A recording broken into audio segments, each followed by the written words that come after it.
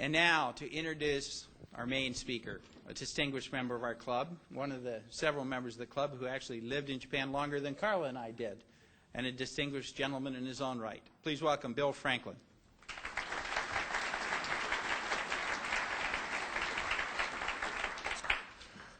Politics and government has always been an avocation of mine, so when I moved to Japan 30-some years ago, I became an amateur student of Japanese politics, and I still am. I got to know quite a few Japanese leaders, but maybe one of the most interesting that I met is our speaker today, Mr. Taro Kono. Taro's father, Yohei, was foreign minister and now serves as Speaker of the House. Grandfather Ichiro was a leader in the Diet. Taro graduated from Georgetown and worked 2 years on the staff of Alabama Senator Richard Shelby. 10 years ago, he was elected a member of the Japanese Diet. Both Taro and Yohei have sort of a rebellious record. In protest of the 1970s scandals, Yohei left the ruling party for 15 years to lead a reform party. Stubborn policy differences between the father and son reached the newspapers with some frequency. Asahi newspaper once called them two men with bullheaded reputations. When Yohei was seriously ill with hepatitis C, Taro insisted on donating part of his liver for transplant to his father.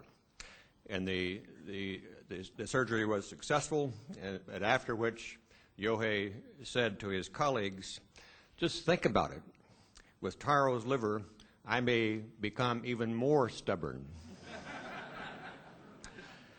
Taro is so outspoken, I was never really sure whether he would go up or go out. But in the 2005 national election, he was the second highest vote getter in all of Japan, second only to a very popular Prime Minister Koizumi. Perhaps 21st century Japanese value leaders who say what they think and mean what they say. At age 43, he is a declared candidate for the next Prime Minister and has the potential to be one of Japan's most important leaders. I respect his straight talk and his good purpose. I think it is best when good friends are candid and direct with each other, and I hope he will be that way with us today. Please welcome the Honorable Taro Kono.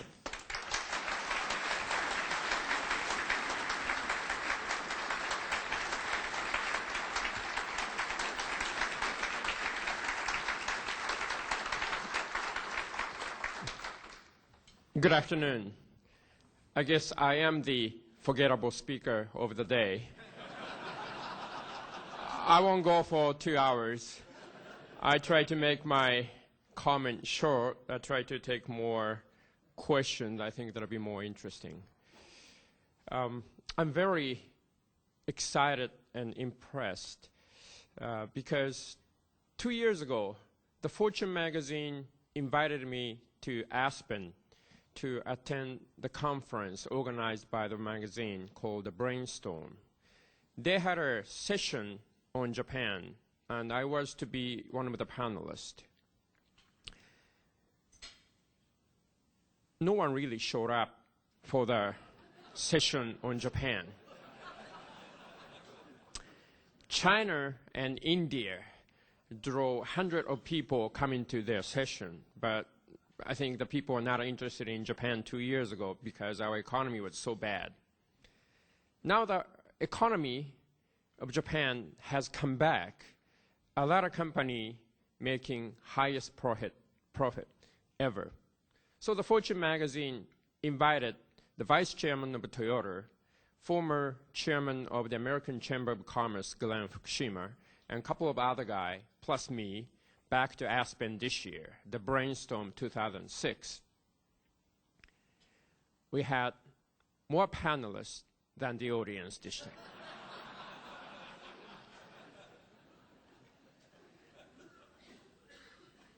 We have had a problem getting American senators and congressmen visiting Tokyo. A couple of years ago, more American congressmen visited Pyongyang than Tokyo. We finally got a couple of congressmen coming to Japan this year. And we are so excited. But first thing they said in a meeting, so what do you think of China? Big disappointment. Japan is changing right now, if you didn't notice. Our economy is still twice as big of that of China. And the Prime Minister Koizumi, who is stepping down this September, led Japan for the last 5 years. Basically, what he has done is to transform Japan from communist economy into the market economy. The Japanese economy, well, we have Toyota or Sony or Canon or some others like Nintendo. But we have very small number of industry and company who are internationally competitive. A lot of our economy is not as good. What we have been doing is the government borrow heavily to give subsidy to those industries and companies which are not competitive. The bureaucrats have made a lot of regulations so that not so competitive company could survive. We cannot keep on doing that because our deficit is much bigger than our GDP, and we just can't borrow more. And if we are not competitive, well, we could afford to be not so competitive back in 80s because there was no China. But today, there's a China next to us, even Korea next to us. If our industry loses competitiveness, the China can just replace us. So we have to transform our economy. And that's exactly what the Prime Minister has done. Get rid of Marx McCarthyism and replace that with market economy. And we have been fairly successful. But now he is stepping down. So where we are is like Eastern Europe, end of 1990s. Eastern Europe came out of a communist economy and experienced the market economy for a while. And they realized it's very hard to live in a market economy. So a lot of people voted back to the Communist Party. And that's where we are right now in Japan. The Prime Minister is stepping down. A lot of old guard in our party saying, oh, let's go back to the old days. And we can't do that. And we just have to keep moving on.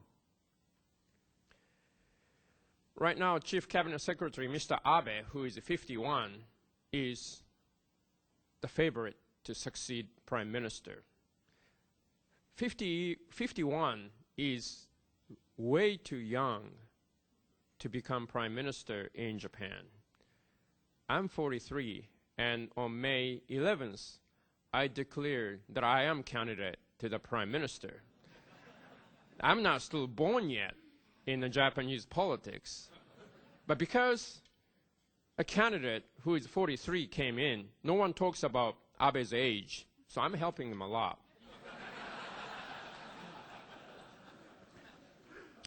Now, Abe is leading the pack. The second place is Mr. Aso, the foreign minister. I'm in the third place, and behind me there's a finance minister. I haven't had a cabinet position, but I'm running in the third place, meaning people are slightly changing in Japan too. I was going to talk about a different topic, but because I'm so excited to speak in front of so many American audience, if I may, I could slightly change my subject.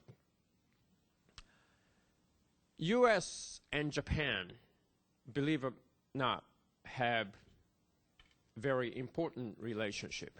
Some ambassador said this is the most important bilateral relationship, bar none. I'm not quite sure, because no American really pay attention to Japan anymore. But we need this alliance until at least the China become fully democratic. I don't know when that happens, but until that day, we need U.S.-Japan alliance. And we tell our people that this alliance is important because this is the alliance who share the values. But now more and more Japanese have doubt about it. Nuclear issue is very important for Japan because of the memory from Hiroshima and Nagasaki. So we are still trying to do something about the nuclear weapons on this planet. Our alliance partner, who's supposed to share the value, are still refusing to sign CTBT. The American Senate is not going to ratify complete test ban treaty.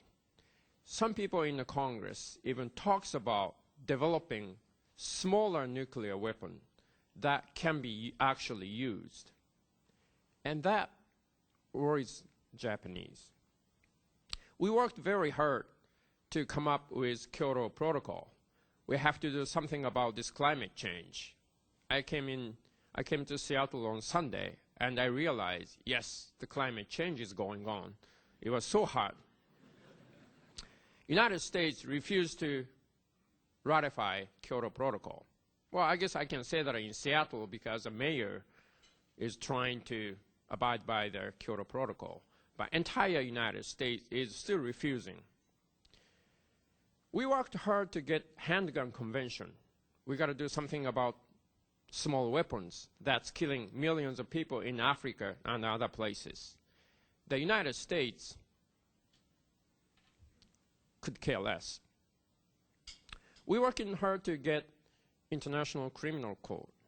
The Americans are also not interested in that. So when we see those news in the newspaper or watch that on television, a lot of Japanese people are questioning, is this alliance really between the people who share the common value? The politicians in Japan now have problem convincing the Japanese people. We are facing problem. But luckily, Mr. Kim of North Korea starts shooting the missiles. So the Japanese forget about the common value. Well, let's keep this alliance. So the alliance could survive for a while, I think. But after that, we have to do something about sharing values with the American people.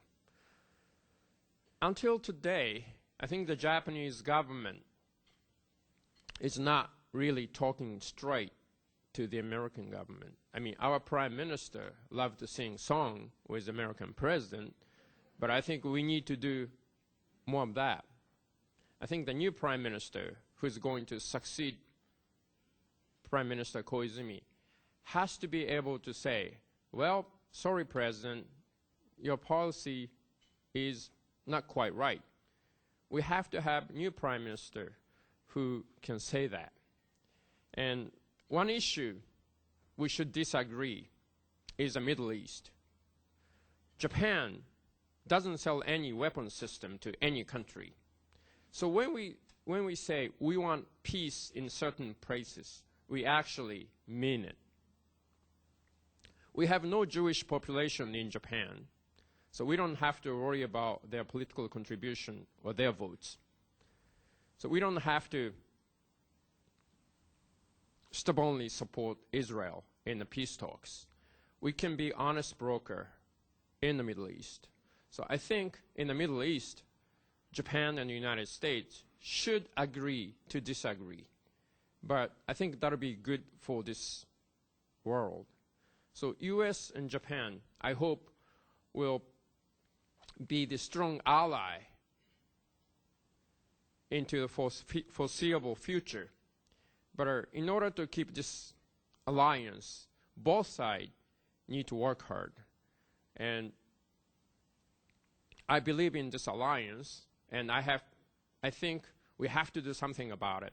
That's why I stood up and said, hey, I want to be the prime minister after Prime Minister Koizumi.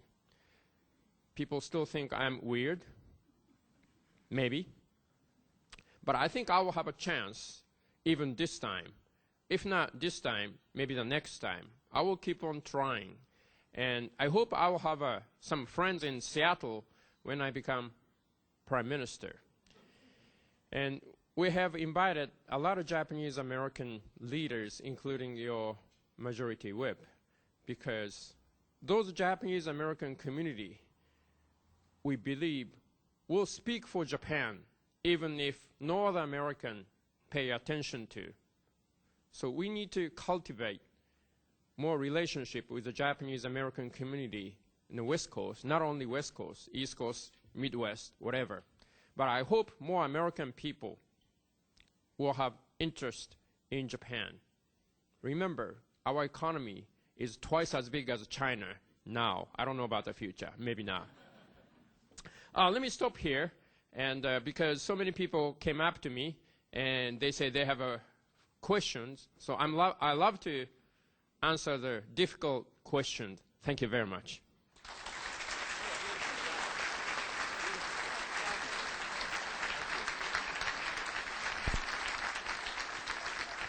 Mark and Nancy have the microphones, and we're going to use the microphones. I think many of you have already discovered that we are broadcasting these programs on Seattle Community College Television, and we're broadcasting them worldwide on the web. It's powerful. And so, who would like to ask the first question? Nancy. Thank you for coming, Mr. Kono. A lot of American businesses are worried about the Japanese credit system, in which borrowers effectively don't have to repay their loans, and banks are understandably squeamish about doing more lending, and they carry a lot of non-performing loans on their books. What has been done to address this big impediment to economic progress in Japan, and what would you do differently from the current Prime Minister? Thank you very much. The banking crisis is over in Japan. Some banks went out of business, and the government injected some fund into the banks necessary. So for the major banks, they are coming back healthy, and they start lending to business, so you don't have to worry about our banking system. You are welcome to come and invest in Japan and increase the trade with Japan. So you don't have to worry about the finance in Japan. And I will continue the current Prime Minister's policy. He took pretty hard line, and I think it worked. Instead of increasing budget for public works, he refused to do that. And some industry really experienced a hard time, but I think that was the right policy. I supported his domestic agenda 100%, and I will continue to do that. Thank you for coming here today. I was sad to hear that there's not a significant Jewish population in Japan. I think it gives an additional perspective on life. My wife is Jewish, and we're very concerned about what's happening in Israel and Lebanon. My question to you is, how would Japan respond, or how should Japan respond, if North Korea begins shooting missiles at your cities?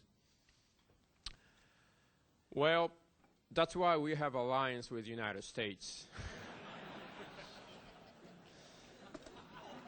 Japan has no capability to reach North Korea. Even our Constitution, which loves peace, it says it is okay, it is constitutional to preemptive those missile bases in North Korea. But we have no capability to do that. Our fighter jets not going to be able to reach that. So we will trying to strengthen the relationship with the United States. And we hope to have your nuclear aircraft carrier in my prefecture. And with those weapon systems, we hope the North Korean government act more rational and not try to shoot missiles toward us. I think it should prevent the North Korean aggression. That's why we try to keep this alliance. What is the Japanese government posture toward Iran, or what would you recommend that it be? Well, some people in Japan argues oil in Iran is important. Yes, we depend on oil from the Middle East, but what Iran is trying to do, I think that is more important. And I think we need to cooperate with the United States and EU to prevent Iran having nuclear weapons. We have to stop their nuclear development, and we try to stand firm with the United States and the EU to stop it. Thank you for your candor today. You touched on a number of things that seem interconnected. Some have called for like a Manhattan-type project initiative within the U.S. to pursue energy alternatives. What are the Japanese doing on that front to pursue alternatives for energy so that it will take some of the pressure off these? And is nuclear an element of that?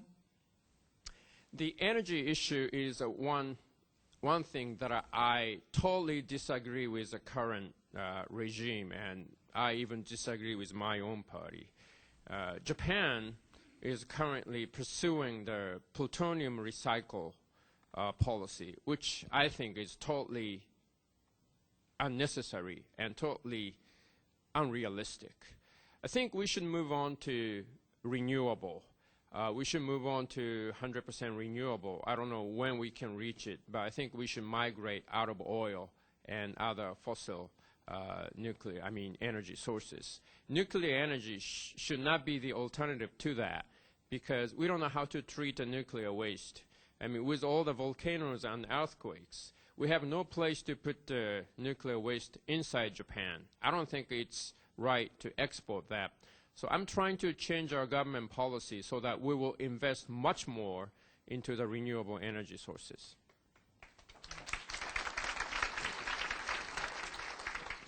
You mentioned the core values that might divide our relationship. What are the core values that you think we might build on that connect us? Well, the real core value we have in common is democracy. Although the democracy varies place to place, I mean, in your democracy, it doesn't really matter if the presidents have son or daughter. It matters to us if the emperor has son or daughter. But democracy is a real core value. And that's what we need to develop in China. If China establish real democracy, we should worry less about China. Right now, China is a big market for us, big production site, but their political system is different. Their people's will is not really reflected on the government policy. So I think we should build alliance on democracy. That should be our core value.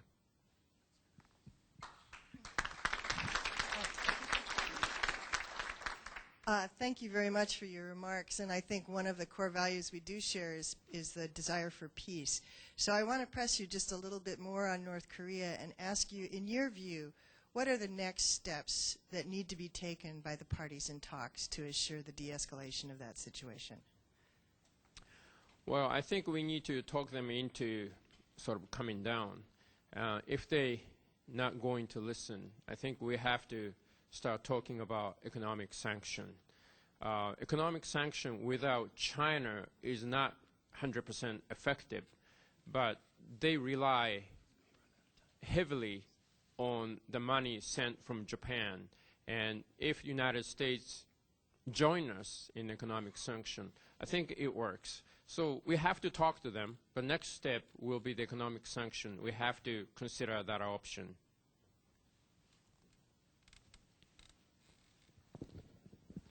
First, I'd like to say I appreciate your frank and straightforward position, and I hope you don't change when you become Prime Minister of Japan. My question is the demographics in Japan. Your population is getting older all the time, and you don't allow much immigration. What is your view about the approach Japan should take on that? Well, I became the Senior Vice Minister for Justice because I wanted to change our immigration policy, and I have already put the ministerial proposal. Right now, 1.2% of our population are coming from foreign countries. My proposal is to increase that at least to 3%. That means doubling the number of foreign workers in Japan for short time. We started losing population last year, and society is aging. We cannot sustain our current level of economy as it is. So we need to open the door to foreign people, and we should be welcoming that. But it is very emotional. It is very emotional issues. So we have to convince everyone that this is a necessary step. And one requirement for foreign labor that coming into Japan, they need to be able to speak some kind of Japanese. We have a lot of Japanese South American who come into Japan not being able to speak Japanese at all. And they are now living in some kind of ghetto. And they are alienated in Japan. And that was a big mistake for us. I think if we're going to open up our door, I think we need to create a condition that those people who come into Japan can go into the Japanese society. So we need to ask Japanese language capability to those who are coming into Japan. Maybe, that was wonderful.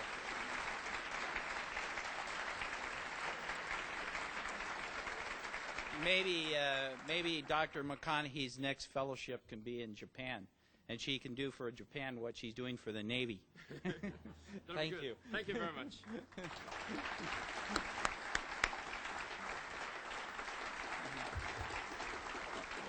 Wow. Well, as my wife Carla likes to say, she lived in Japan for 8 years, and I visited there occasionally, and we lived in Kanagawa Prefecture, and I have to tell you that the shared values between the United States and Japan are much bigger than democracy. And it's the connection between the people is tremendously strong. Baseball, yeah.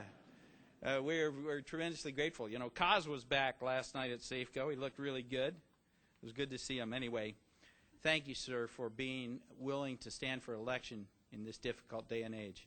You are a great credit to the political class, not only in Japan but in the world. Thank you, sir. Next week, Bell Harbor. And we're going to have our annual Seafair program, but this one's going to knock your socks off. We're going to not only celebrate the arrival of the fleet, we're going to have the Navy band there, but our featured speaker will be the Chief of Naval Operations, who happens to be a good friend of mine, Admiral Mike Mullen, and he's bringing with them 6 of his highest flying, fastest moving friends, the Blue Angels. They will be flying by at around 1:45, so you might want to plan for a little later than usual return to the office. You might want to plan to bring earplugs. And so finally, pretty good rule number 4. This is a personal favorite of mine and a personal favorite of my wife's also. Nothing is impossible to the person who doesn't have to do it him or herself. Thank you very much. We are adjourned. Seattle Rotary Online is made possible in part by a grant from First Choice Health, now providing return-to-work services that help get absent employees back to their jobs. Healthy employees produce healthy companies at First Choice Health. And by Enterprise Seattle. For over 35 years, Enterprise Seattle has provided client-based economic development services to businesses throughout King County and its 39 cities. More information on Enterprise Seattle and how they help businesses grow and prosper can be found at www.enterpriseseattle.org.